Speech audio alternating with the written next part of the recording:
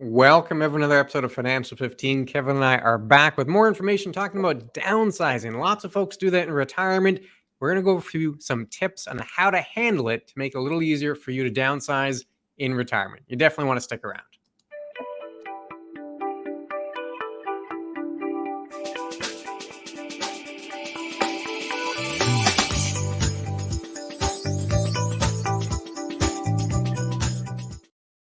Yes, something we get asked about by a lot of retirees when they're looking at moving from their home and doing other things. We're talking about downsizing. Now, if you want to find this Financial 15 video or any of our others, please subscribe to our YouTube channel. Go there, lots of great content on a variety of different topics. You'll love it. Or you can like us on Facebook. And most importantly, please visit our website at beckerorr.com. Lots of stuff there that you can use, blogs, events, the whole 9 yards. So it's worth seeing. But today we are dealing strictly with downsizing when you get into retirement. Not everybody thinks about it, but it is something that happens more often than not, isn't it, Clint?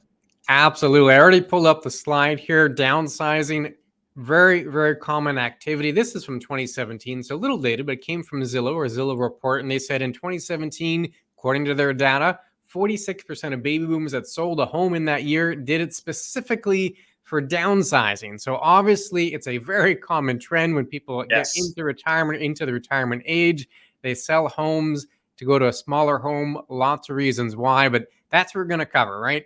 It happens quite frequently, so we got to know some of the tips to help people deal with that. And I think a good place to start, Kevin, is really people need to understand why is it they're going to go through this, right? Moving's not an easy process, so we have to make sure you consider very strongly why is it you want to downsize.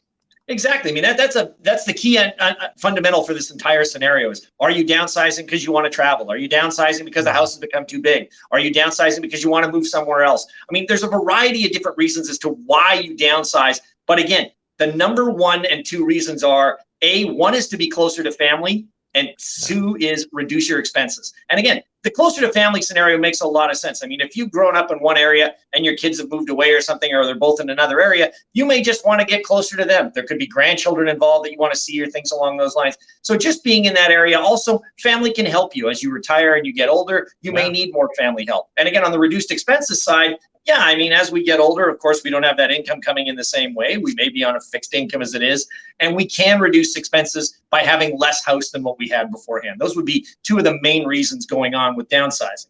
Yeah, and that comes from a 2018 Maryland study and it makes sense to me. It resonates. 2 common reasons: closer to family and then reducing expenses. And we'll go through a couple more points to consider here with downsizing. This comes from the Downsizing for Retirement step-by-step guide. You can see the whole source there at the bottom of the slide, but questions to consider, right? And there's quite a few things we don't think of. Right? Like, where do you want to live? Do you want to be in the same area? Do you want to be in a different city, different area? What type of home is going to be practical to navigate for you to get around? How much space do you really need to be comfortable, right? You might not be able to answer these right off the top, and that's the whole point, is to get you to really think about it so you understand why it is you're doing it, and then you had some practical considerations before you go through it. So certainly worthwhile to consider those, but we'll go through a few big tips here, Kevin. Number 2 on that list we just talked about was cash flow, right? And this is one we see quite frequently. There's lots of expenses with a home, so maybe they'll go to an apartment, cheaper to run. That's one way to improve the cash flow. And also you might get an influx of cash, right? Maybe you sell the house, you pay off whatever mortgage is left. Now you got an influx of cash you can use for retirement. And if that is the case, I think you really need to plan for that to make sure it's going to be appropriate with your overall financial plan. Well, yeah, exactly. I mean, you're coming into probably a large sum of money, and well, what do I do with it now? I mean, you don't want to just spend it all because you will have expenses depending on, like you said, whether you're moving to the apartment, or are you getting a smaller home that has, significantly less in property taxes, or a condo where you have to pay for it as well as pay the ongoing maintenance fees. I mean, there's a variety of things that you do have to plan this cash flow out. How am I going to earn money off it? Am I going to utilize it that way? So there's a variety of different things on that cash flow scenario that have to be planned for that a lot of people don't think of. It's just that large lump sum and, well, now I can do what I want. Well, no, you've now got a different living situation. You got to look at it. And again, moving from that point, as you put down below, Clint, considering accessibility. That's another one that has a lot of scenarios that people have to look at. I mean, if you're getting older, are you leaving your home because it's got too many stairs? At which point now you need to find some place that's maybe a bungalow. You're not looking at a 2-story. or you're looking with something that may have a ramp in case you need a wheelchair down the road, or there's less steps involved than anything along those lines. Or there's a variety of different things for the accessibility thing that I think have to play into factoring into what you're going to be doing as you get older. So you may not just be looking to move to this place until you get to an older age and then move again. You may look to this place, and that way you have to consider what accessibility options there are. Yeah, and again, gets to that first point of really understanding why it is you're moving, why it is you're doing the downs. Is it just for cash flow?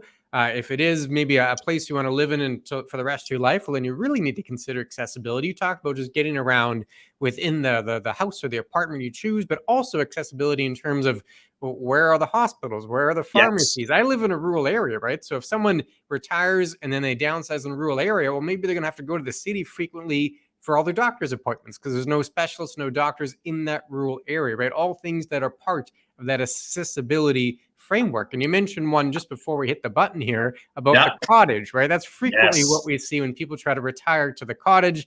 This accessibility point comes into play. Yeah, it really does. And again, like I say, if you find at the beginning that you're not doing anything, but by the end of the cottage life, if you've been there 10 or 15 years, you find you're in the city 4 times a week, yeah, chances are that cottage may be going up for sale because it just makes more sense to be in the city if you're going to be there. And accessibility is a huge factor, regardless of whether you like it where you are. Yeah, because maybe there's no doctors in the cottage country where you are, and all your appointments, you got to drive back to the city. And now you're in the city anyway. So it all has to come into play when you're thinking about downsizing, you're thinking about it, the cash flow side of it, the accessibility part. And then if you are going to a smaller place, so from a big home to an apartment or a condo, this is key. You cannot underestimate. You have to declutter, right? We collect stuff as people. We fill our spaces. We collect stuff, and you're going to have to find a way to get rid of it. Well, yeah. And I mean, that's all you ever hear is people, oh, well, they're upsizing when the family is young. Oh, I got to get a bigger home. I got to get a bigger home. Why? Because you got to fill it with more stuff and more stuff. And every time you keep going up, there's more stuff adding on. Well, now the downsizing aspect's the opposite. You got to get rid of all this stuff because if you're going like, say, 3,000 square feet to 1,500, I'm sorry, all the stuff you've got now will not fit in that small space unless you want to live like a hoarder, and that's not what we want to be able to deal with. So the decluttering aspect is something that really needs to be looked at, and it is not a short-term thing either, is what I would be saying. I mean, if you think you're going to do it in a week, you may be in a little bit of trouble there. You want to start this process early. There are things that you consider important, family heirlooms or special pieces of furniture, things that you have that you may want to take, but if you have a whole bunch of them, sooner or later, you have to decide which ones mean the most to you and which ones don't. And that process is not something that just happens overnight or, okay, well, I can do this, I can do that. Most people don't have that aspect. So, whether you're starting 6 months early, a year early, there could be a long time frame knowing what you get coming forward. Oh, absolutely. Absolutely. And on that front, I just went through this with a client that had a garage sale. I thought, I got so much stuff with this value here. I'm going to get money by this decluttering process. And they were unfortunately surprised of how little value other people saw in their stuff. Like they may have purchased something for $300, held on to it for 10 years, thinking I'm going to get at least $100 on resale here, and they got about 10 at the garage sale. So the declutter process start early and have realistic expectations when you're going through that. Right? It's a big process going from a larger place to a smaller place. So starting early certainly helps out. And we kind of touched on it here. We're dancing around it, but this process, it's obviously emotional, right? We get connected to the place we live, to the stuff we own, and having to declutter, having to move into a new one can be a little tough. It can be an emotional process. Yeah, that's exactly what it is. It's a large process, and it's not a small move. Buying your first home is always one of the biggest investments you're ever going to make. Moving from a home is also one of the biggest investments you're going to make. And it's something that you have to take a look at for downsizing. As you just mentioned, I mean, in regard to the garage sale aspect, just because it's valuable to you doesn't mean that it's valuable to everybody else. And that's something that you have to be able to deal with, something you have to be able to handle. So, I mean, it can bring out a lot of different emotions, the sadness, grief, stress, anxiety. And if your whole family grew up there, you watched your kids graduate and do everything else, university, into their new lives, that has a lot of emotion and meaning. You could have the chart on the wall where you've marked height growth and everything else. But again, these are triggers that you have to be able to deal with going forward. Whether you have family involved or something, you want to try and get through and cope with it and say, you know what, the process that I'm doing now, there's a reasoning for it. As you mentioned beforehand, we have to know why are we downsizing. That can help alleviate some of the stress that we might be able to deal with on the emotional side.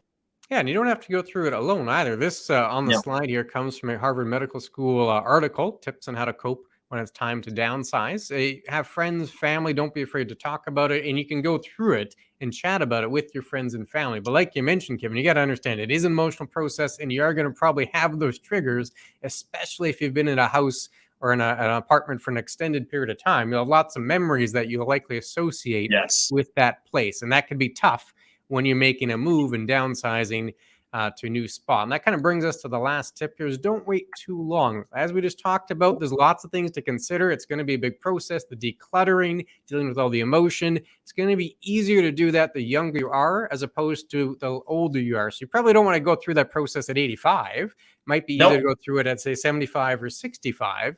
And it also relates back to what is your reason for downsizing. If you're downsizing, you want to travel, and it's just easier if you have a small spot because then you can just leave and go. While doing that in your 60s would make perfect sense. Or if you're downsizing for financial reasons, well, maybe doing it in your 70s when you can handle all the processes we just talked about might make more sense. But you don't want to wait too long, right? Ideally, you do it when you can be in control of the process as opposed to being forced through it. So that's really the parting tip there. Yeah, exactly. I mean, it's something that most people don't consider. They look at retirement and what do I want to do in retirement and everything else that goes along those lines. And will I have the money to do it? But one thing they don't think of is, well, can I stay where I am in retirement? And that's right. The waiting too long. It's another aspect. As you mentioned, if you want to travel, being in the turnkey apartment might be the best option for you. And though you may not want to get rid of the house, this makes more sense and you might as well start planning for it. Because as you said, if you're in your mid 80s and all of a sudden a problem comes up with your hip and you can't use stairs anymore and you're in a 2-story, now it's a forced move. That's just one of those scenarios that you do not want to get caught in. So start that planning process a lot earlier. It's going to do a lot better for you in the long run. Yeah, all the decluttering, dealing with the emotions when it's forced upon you is even that much harder, right? Because you don't have time to prepare and work through it. So ideally, you're in control of the situation. You don't wait too long. It kind of gets to the last point here. You have to plan for these events. You want it to be part of your overall financial plan. Doesn't mean it has to be carved in stone. Like, 10 years from now on November 2nd, I'm moving. But ideally, you want to have a plan in place to help navigate through this process. So that was a lot to handle in a short period of time. So if folks have questions, Kevin, where should they go? If you have questions on this topic or any of the other ones that we deal with on our Financial 15 or back and forth, please go to chatwithclintonandkevin.com. We are more than happy to answer any of the questions that you can put on there, and we'll try to elaborate on any of the points we've made on this video in particular if you're looking at that in a specific scenario. But yeah, otherwise, this is something that you should consider. It's not something that everybody puts top of mind, but it is one that you should take a look at whenever you get the chance and incorporate it into your financial plan. Other than that, I think any last words you have to say, Clint? I think we covered it all there. Everyone take care. Stay safe.